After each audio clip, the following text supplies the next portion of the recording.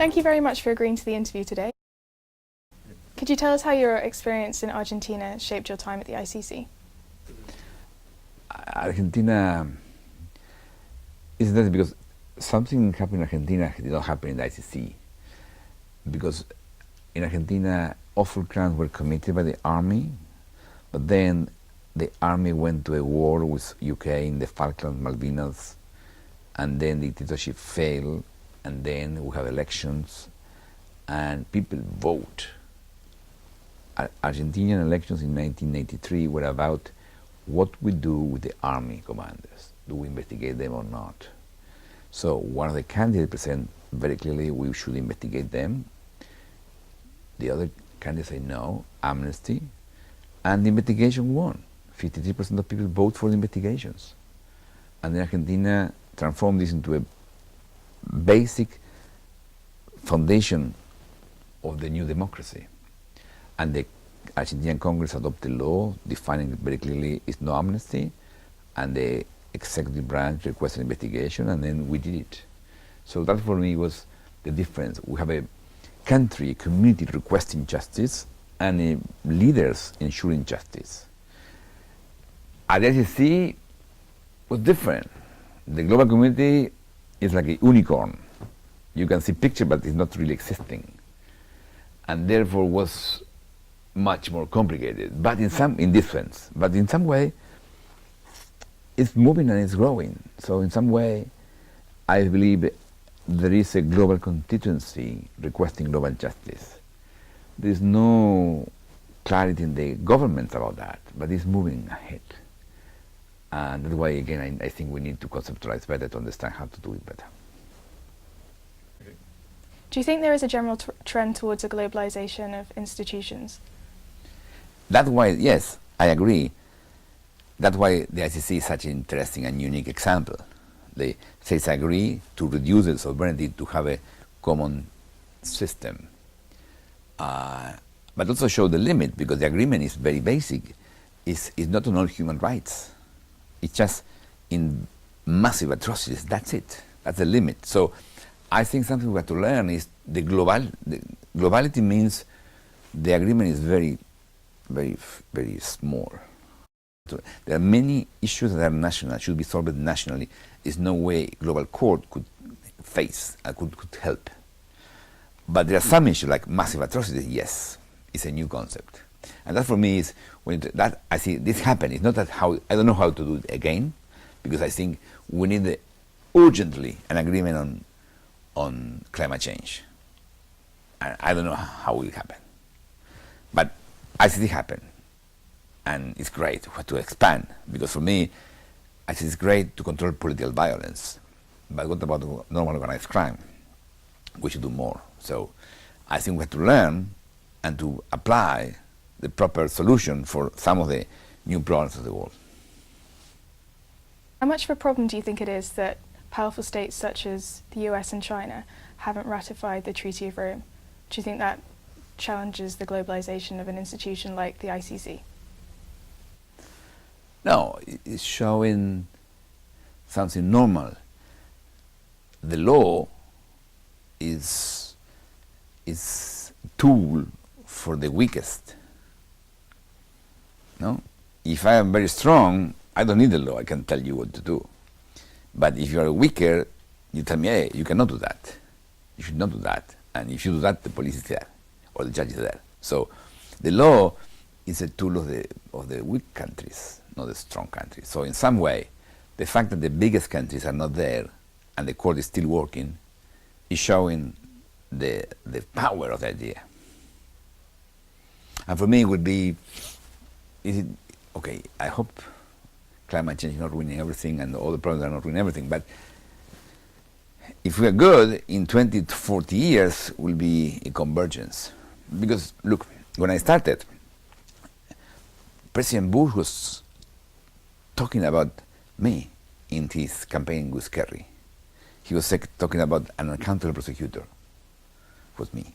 But he was expressing fear of my little office. For me, I was very proud.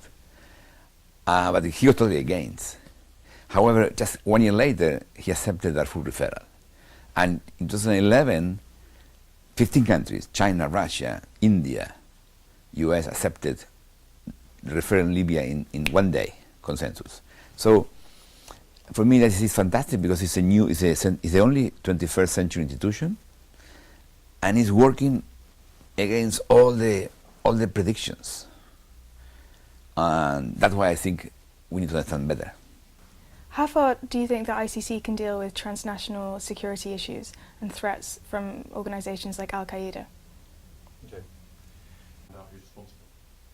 No, for instance, Al-Qaeda killed 200 people in 2004 in Madrid. And that's probably a crime against humanity and probably under the ICC jurisdiction, but the Spanish judges did it, so they don't need it ICC. So what I think, we don't need ICC for all the crimes. I think ICC is relevant in particular for those who need legitimacy. So national leaders cannot be prosecuted by the ICC and remain national leaders. Al-Bashir is still a fugitive, is still free, but he's a fugitive. It's not, a president. So for that is good, ICC. To deal with organized crime and terrorism, I think probably we need other. I think not. We mean. I don't think ICC will be the only solution. There are others.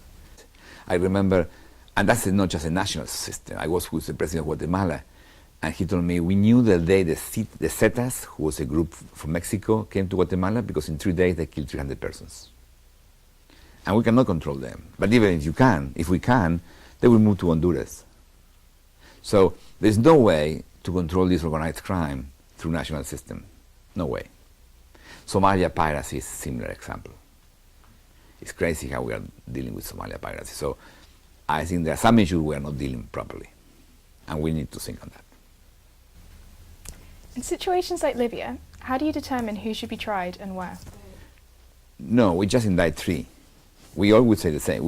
The policy, because that's, when you investigate massive atrocities, there's no way, the law gives no criterion to make a distinction between who is prosecuted and who is not. All of them are guilty. And there's no criterion. So in Argentina, that was one of my biggest problems in Argentina, because we started with the junta trial, clear cut, the top. But then, where to stop? We have 1,500 people to indict. And I remember in 1987 I met Benjamin Ferenc, who was at Nuremberg, and I asked him, Mr. Ferenc, can you explain to me how you did at Nuremberg? How you selected? I said, it was easy for us, because we had evidence against thousands of people, but we prosecuted 22. And I said, why 22?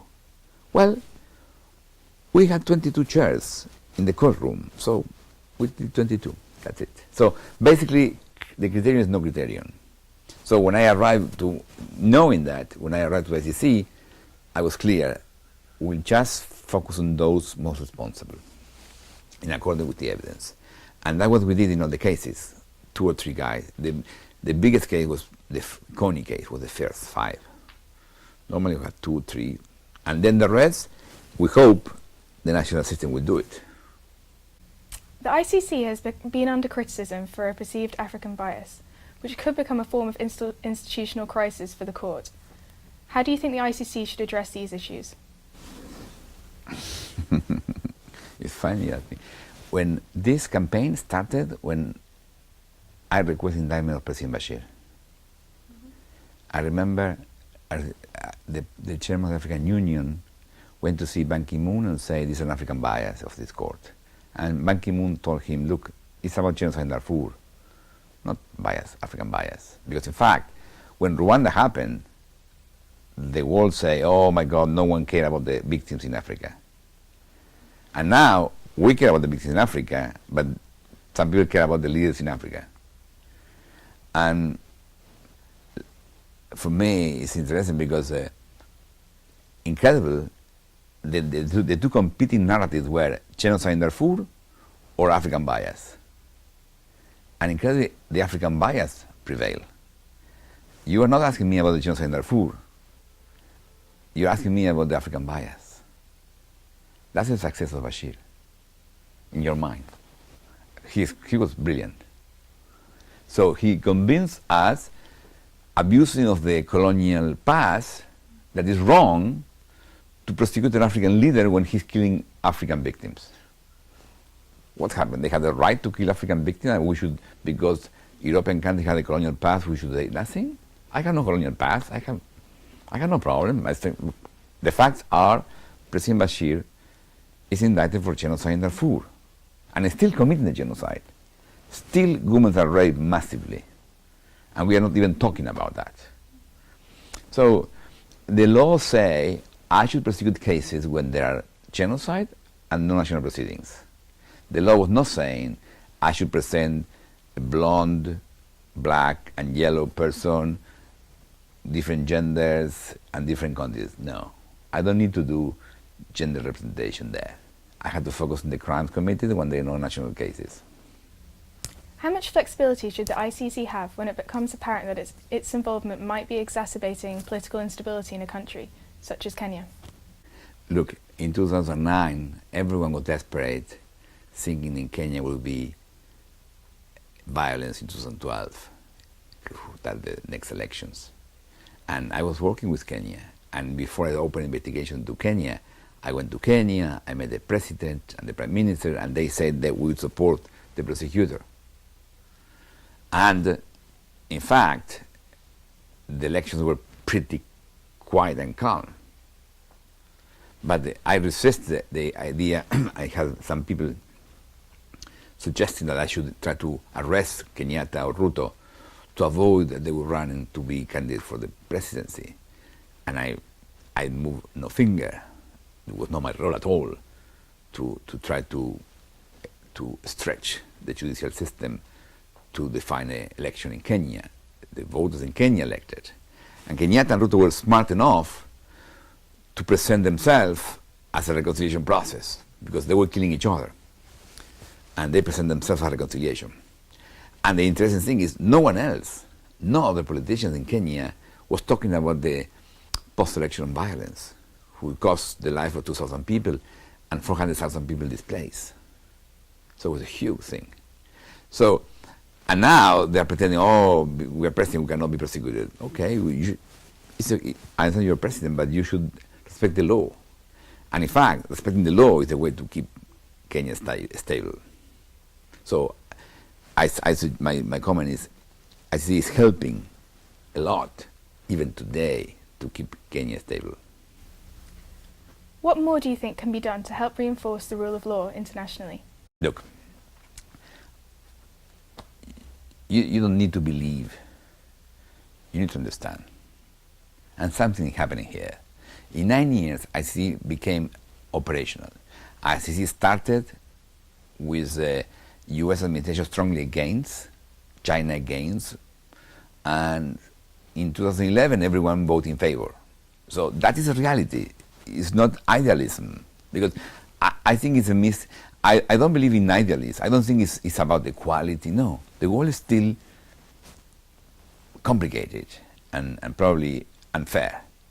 But I see it's a reality, and then we need to understand. Because why? Because we can use it better. Of course, if they are ready to strike in Libya, they could be ready to arrest people. No, that's, I think, is an evolution we need. Because if the states are committed to execute the warrant, then the threat will be much stronger. And as soon all the leaders in the world learn that if you go so far to commit massive atrocity in power, you will be arrested, then they will stop to do it. That's the funny thing. They will stop to do it. Look, in 20 years the world stopped to smoke in bars. They stopped to smoke in bars. So we can do that. We can stop massive leaders to commit massive atrocities. That we can do it. I suppose there is still some scepticism of the ICC because it's still such a new institution. I think no one is thinking a global strategy, a grand strategy for the world. And I believe we need a global grand strategy, not just for one country, for the entire world. And my feeling is Yale students will be part of the leaders on that. That's why I'm I'm glad to go to Yale. Thank you very much for having this interview today. We look forward to seeing you more around campus in Yale this semester.